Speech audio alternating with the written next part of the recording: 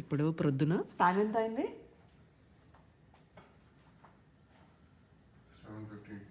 7:15 అవుతుంది. Sun rise అవ్వడానికి రెడీగా ఉంది. డే లైట్ స్టార్ట్ అయింది. ఇవాళ స్నో పడి 5th డే అనుకుంటా. అంతే, ఈరోజు వెనస్డే అంటే 5th డే. ఫ్రైడే నుంచి స్నో స్టార్ట్ అయింది, ఫ్రైడే నైట్ నుంచి. ఇంతవరకు స్నో మెల్ట్ అవ్వలేదు, అట్లనే రాయి లెక్క ఉందన్నమాట. ఇది బ్యాక్ యార్డ్, ఇది వచ్చేసి ఫ్రంట్ యార్డ్ అనమాట. అసలు ఇంత కూడా కరగలేదు, ఇదంతా రాయి లెక్క పేర్కొంది. ఈరోజు కూడా పిల్లలకి ఇక్కడ స్కూల్స్ లేవు.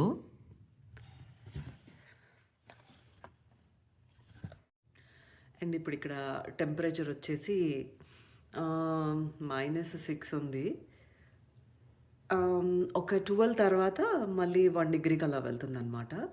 ఇది ఎప్పుడు కరుగుతుందో ఎలానో కూడా తెలియదు, కానీ మొత్తానికి స్నో పడింది జస్ట్ 2 days 1 full day మాత్రమే. కానీ ఇన్ని డేస్ హాలిడేస్ అనమాట. ఇది ఐస్ మెల్ట్ అవ్వలేదు కారణం చేత. టెక్సస్లో కనుక స్నో పడితే మాత్రం ఇలానే ఉంటుంది. అది మెల్ట్ అయ్యేంత వరకు మనం కార్స్ కూడా బయటికి తీయలేము, ఎమర్జెన్సీ అయితే తప్పితే. సో ఇది 5th డే టెక్సస్ స్నో పరిస్థితి. మళ్ళీ టెక్సస్లో అన్ని ప్లేస్లో ఏం పడలేదండి, నాకు తెలిసి కొన్ని ప్లేసెస్లో మాత్రమే స్నో పడింది అని నేను అనుకుంటున్నా. అమెరికాలో వేరే దేశాలలో పండించే కూరగాయలు, పండ్లు అన్సీజన్లో కూడా అప్పుడప్పుడు కనిపిస్తూ ఉంటాయి. వీటిని వచ్చేసి టొమాటిల్లోస్ అంటారు. ఇవి మెక్సికోలో ఎక్కువగా పండిస్తారు, మెక్సికన్స్ బాగా తింటారు. వీటిని సాల్సా లాగా వాళ్ళు చేసుకుని తినడం జరుగుతూ ఉంటుంది. టాకోస్లోకి, నాచోస్లోకి, చిప్స్లోకి ఇలా డిప్పింగ్ సాస్ లాగా కూడా వాడుతూ ఉంటారనమాట. ఈరోజు ఈ టొమాటిల్లోస్తో మనము చట్నీ చేసుకోబోతున్నాము. చట్నీ చాలా బాగుంటుందండి, నేను ఇంతకు ముందు కూడా చేశాను. ఈ కాయలు మాత్రం కాస్త జిగుటుగా ఉంటాయి, అందుకే పీల్ తీసేసి చక్కగా వాష్ చేసుకోవాలి. ఈ టొమాటిల్లోస్ ఎలా అంటే టేస్ట్లో బాగా పుల్లగా ఉంటాయండి. నేను పచ్చిది ఒకసారి తిని చూసాను అనమాట. సో ఈ టొమాటిల్లోస్ బాగా పుల్లగా ఉండడం చేత పచ్చిమిరపకాయలు కాస్త ఎక్కువగానే పడతాయి అన్నమాట.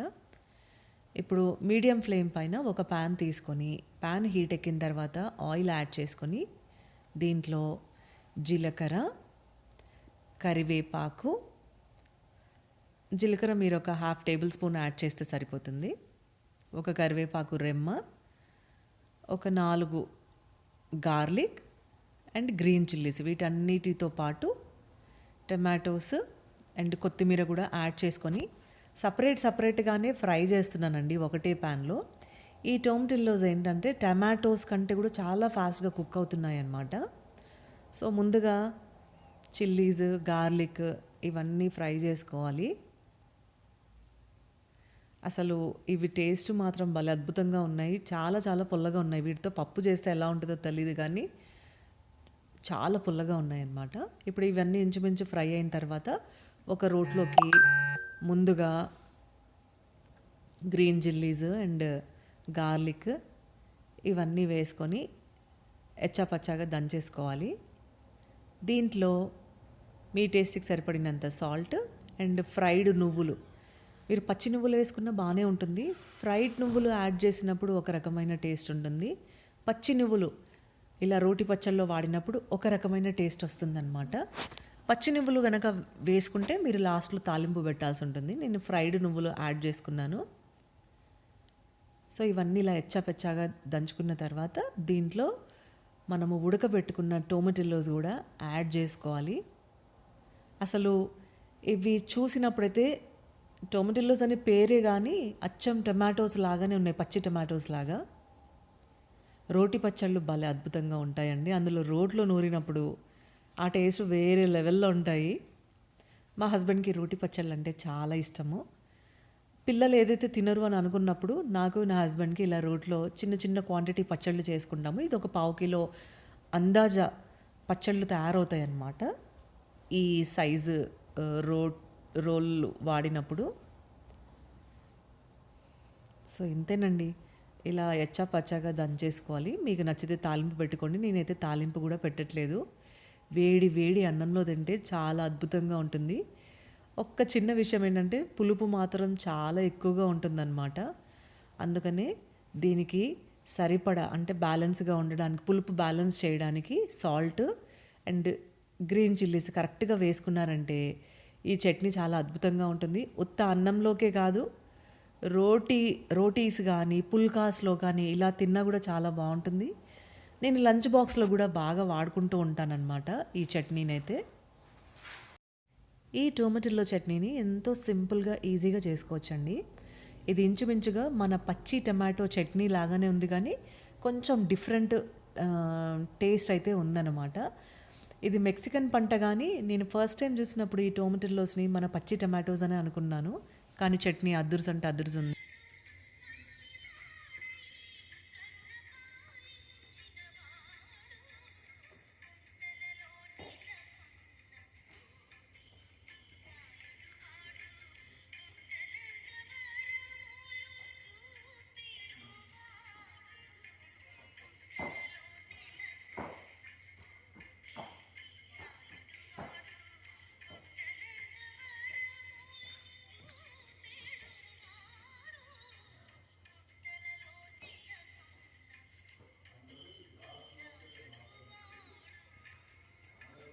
ఉరుకునేదంటే ఏం ఉతుక్కునేది?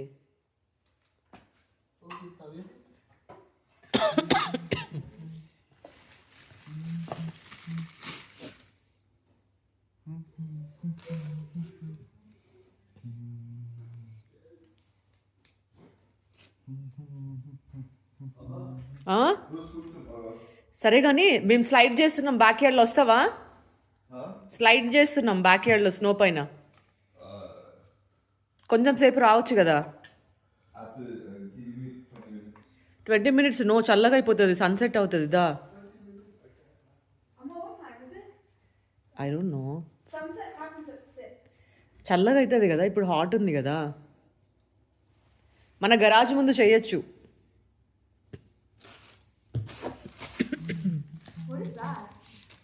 ఇప్పుడు దానికి గాలి కొట్టడానికి ట్యూబ్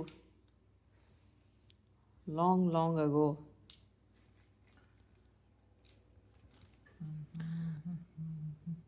ఇంత కిట్కి ఇంత సీన్ ఉందా? ఎప్పుడో ఒకసారి వాడతాం కదరా, మరి ఇంత కంపాక్ట్ ఉండాలంటే ఏం చేస్తారు? జస్ట్ అడుగుతున్నా అంతే. జస్ట్ చెప్తున్నా నీకు. ఓకే.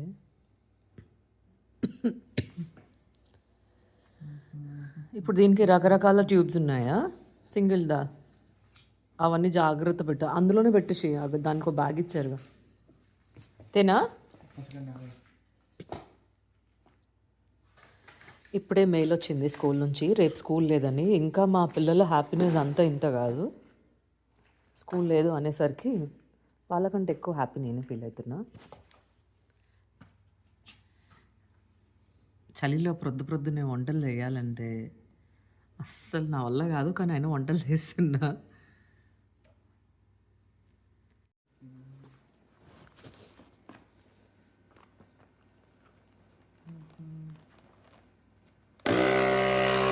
ఉలిక్కి పడ్డావా?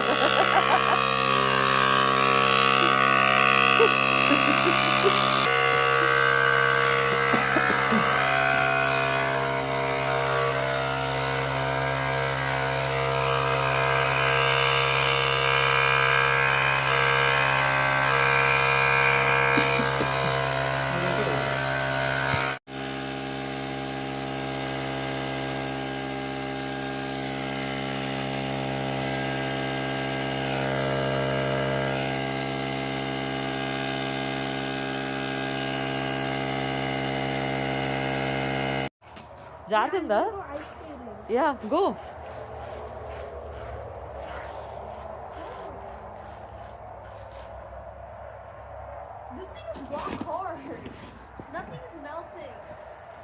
ఇక ఇక్కడ కూర్చో. కూర్చో కూర్చో కూర్చో. జారచ్చే. Ready?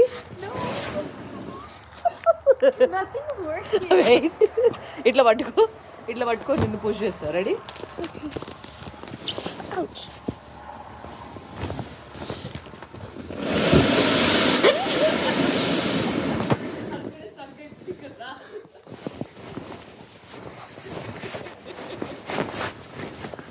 The pipe is frozen.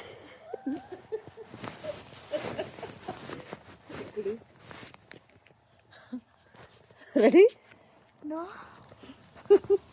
This isn't fun.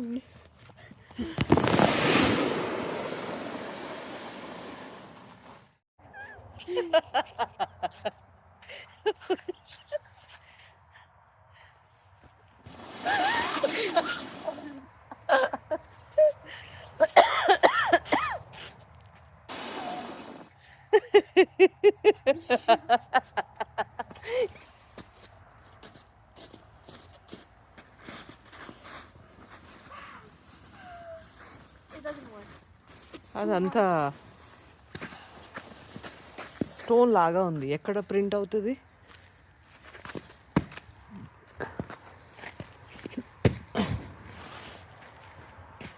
Garden beds అన్నీ స్నోతో No, it's freaking high. నిండిపోయింది. Oh, look at this. Yeah,